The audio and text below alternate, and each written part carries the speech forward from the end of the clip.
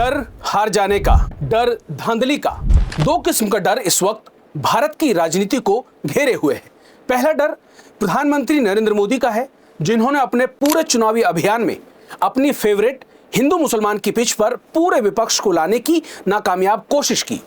ये डर ही तो है कि मोदी अपनी लोकसभा में वोटिंग से ऐन पहले अपने पूरे कैमरा क्रू को लेकर कन्याकुमारी पहुंच जाते हैं और वहां विवेकानंद रॉक मेमोरियल से पूरे देश को अपने ध्यान मगन होने की कहानी बयान करवाते हैं। ये मोदी का डर ही तो है कि वो मुद्दों के बजाय मंदिर की राजनीति ही चुनाव के अंतिम समय तक करना चाहते हैं। दूसरा डर विपक्ष और आम जनता के बीच पसरा हुआ है, जो मोदी और उनकी पूरी भाजपा के काले इतिहास को देखकर पनपा है। ये डर ज्यादा वास्तविक है। ये डर लोकतंत्र के चोरी हो जाने, उसे कब्जाए जाने का भी डर है। ये डर ही तो है कि पूर्व केंद्रीय मंत्री कपिल सिब्बल को एक वीडियो जारी कर वोटिंग के दिन राजनीतिक पार्टियों को सतर्क रहने, अलर्ट रहने की बात कहनी पड़ती है।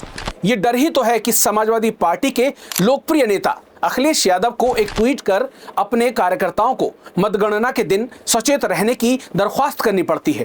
ये डर ही तो है कि राहुल गांधी को बीच चुनाव में चुनाव आयुक्तों को ये कहकर टाइट करने की नौबत आ जाती है कि सरकार बदलेगी तो अपने काम से दगा करने वालों को सबक सिखाया जाएगा। ये डर ही तो है कि लोगों को चुनाव आयोग से बार बार ईमानदारी से चुनावों को संपन्न करवाने की गुहार लगानी पड़ती है। आज बात हिंदुस्तान में व्यापक तौर पर फैले इसी डर पर करेंगे। आखिर डर फैला क्यों है? नमस्कार, आदाब दोस्तों, मेरा नाम शाकिर सैफी है और आप देखना शुरू कर चुके हैं सैफी का शो। सबसे पहले बात कांग्रेस पार्टी के नेता राहुल गांधी के डर को लेकर करते हैं, जिन्हें इस लोकसभा चुनाव में गड़बड़ी होने का न केवल पूरा यकीन है, बल्कि उन्होंने अपने कार्यकर्ताओं को सतर्क रहने को भी कहा है। इलेक्शन संविधान को बचाने का है, हिंदुस्तान के संस्थाओं को, इंस्टीट्यूशंस को बचाने का है और हमने नैरेटिव को कंट्रोल किया और एक नया विजन हिंदुस्तान के लिए हमने सामने रखा। इंडिया गठबंधन की सरकार बन रही है। इंटेलेक्चुअल्स ने, थॉट लीडर्स ने प्रधानमंत्री को कहा था कि मेरे साथ डिबेट करें, मगर वो डिबेट नहीं कर पाए और अब तो डिबेट पॉसिबल है ही नहीं क्योंकि वो मौन व्रत पे चले गए हैं। पोलिंग डे आ रहा है और मैं इंडिया गठबंधन के सारे बब्बर शेर कार्यकर्ताओं से कहना चाहता हूँ, लास्ट मिनट तक आप पोलिंग बूथ पे रहिए।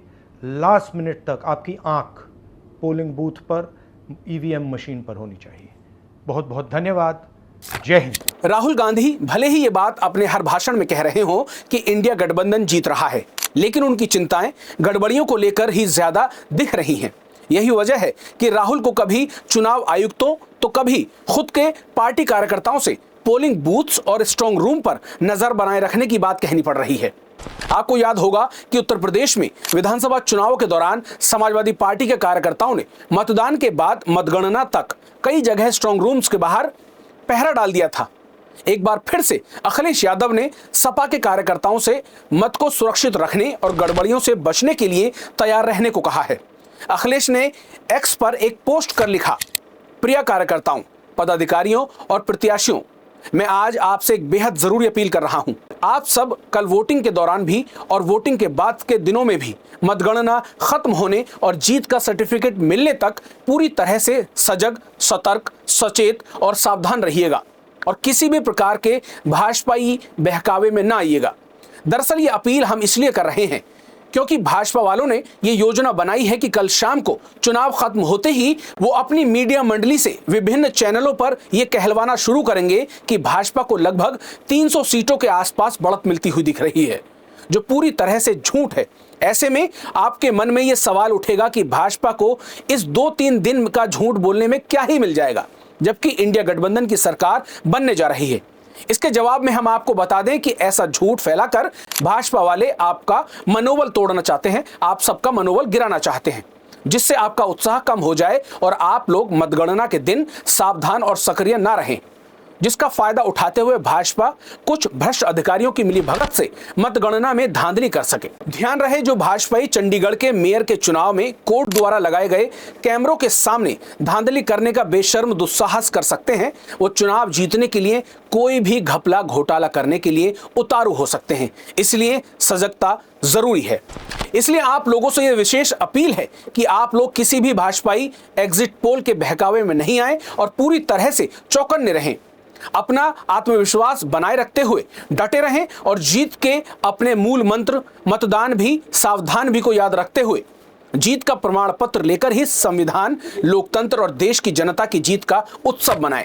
अखिलेश और राहुल ने तो मतगणना में संभावित धांधली को देखते हुए अपने कार्यकर्ताओं को मुस्तैदी से नजर रखने को कह दिया है, लेकिन इधर जनता भी कम टेंशन में नहीं है कि कहीं ईवीएम हैक कर उनका मत ही कोई चुरा न ले जाए। ईवीएम हैकिंग को लेकर बिहार से एक सनसनीखेज खबर सामने आई। बिहार से खबर उड़ी कि राजभवन में 2 ईवीएम हैकर को पनाह दी गई है। ये खबर देखते ही देखते सोशल मीडिया पर वायरल हो गई।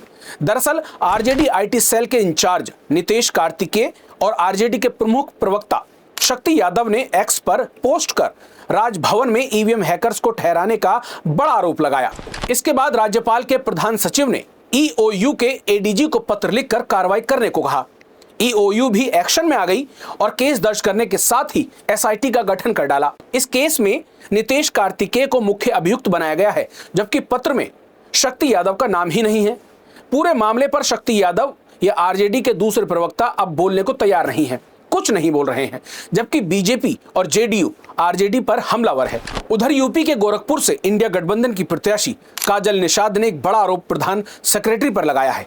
काजल ने एक्स पर पोस्ट कर लिखा है कि विधानसभा क्षेत्र से फोन आ रहे हैं कि प्रधान सेक्रेटरी आशा, आंगनवाड़ी और रसोईया बहनों को भाजपा के पक्ष में वोट देने और मांगने के लिए धमकी और लालच दिया जा रहा है।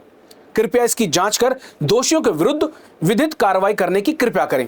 काजल निषाद ने अपने इस पोस्ट में गोरखपुर के डीएम, इलेक्शन कमीशन और यूपी के सीएओ को भी टैग किया है। अब डर और अफवाहों का यह बाजार ऐसे ही गर्म नहीं हुआ है, बल्कि भाजपा का पिछला ट्रैक रिकॉर्ड इस डर की वजह बना है। आपको चंडीगढ़ मेयर का चुनाव याद होगा, जब पीठासीन अधिकारी अनिल मसीह भी खुद भाजपा का मेयर बनने के लिए गड़बड़ी करता हुआ कैमरे पर पकड़ा गया था। वो केवल मेयर का चुनाव था जिसमें पीठासीन अधिकारी ने अपनी नौकरी की परवाह तक नहीं की। लेकिन अब जबकि पूरे देश की सत्ता का सवाल है, तब लोगों के मन में धांधली का डर होना लाजमी है। अब तक हुए 6 चरणों में चुनाव का वोटिंग डेटा भी लोगों के मन में संदेह की वजह बना हुआ है। पहले चरण में जब 19 अप्रैल को वोटिंग हुई तो मतदान का प्रतिशत चुनाव आयोग ने 60% बताया, लेकिन 11 दिन बाद 30 अप्रैल को जारी किए गए फाइनल डेटा में यही मतदान प्रतिशत 6.1% बढ़ गया। ऐसे ही दूसरे चरण में 26 अप्रैल को वोटिंग के दिन मतदान प्रतिशत 61% बताया गया था, जबकि 31 अप्रैल को जब फाइनल डेटा जारी किया गया तो इसमें करीब 5% की बढ़ोतरी हो गई और तब टोटल वोटिंग का परसेंटेज 66.7 बताया गया। तीसरा चरण में भी यही हुआ। 7 मई की वोटिंग के दिन मतदान प्रतिशत 64.4 रहा, जबकि 11 मई को जो फाइनल डेटा आया उसमें मतदान प्रतिशत 65.6 हो जाता है। चौथे चरण भी कुछ ऐसा ही रहा, जब 13 मई की वोटिंग के दिन 64.6% वोटिंग की बात चुनाव आयोग ने की, लेकिन 17 मई को जारी किए गए फाइनल डेटा में यह प्रतिशत बढ़कर 69.1 हो जाता है। 5वें चरण में भी 20 मई को वोटिंग का दिन 60% मतदान हुआ, लेकिन 23 मई को जारी किए गए फाइनल डेटा में यही मतदान प्रतिशत 62.2% हो जाता है। छठे चरण में भी 25 मई को वोटिंग के दिन 59% मतदान की बात कही गई और 28 मई को जारी हुए फाइनल डेटा में यही मतदान प्रतिशत 63.3% बताया गया।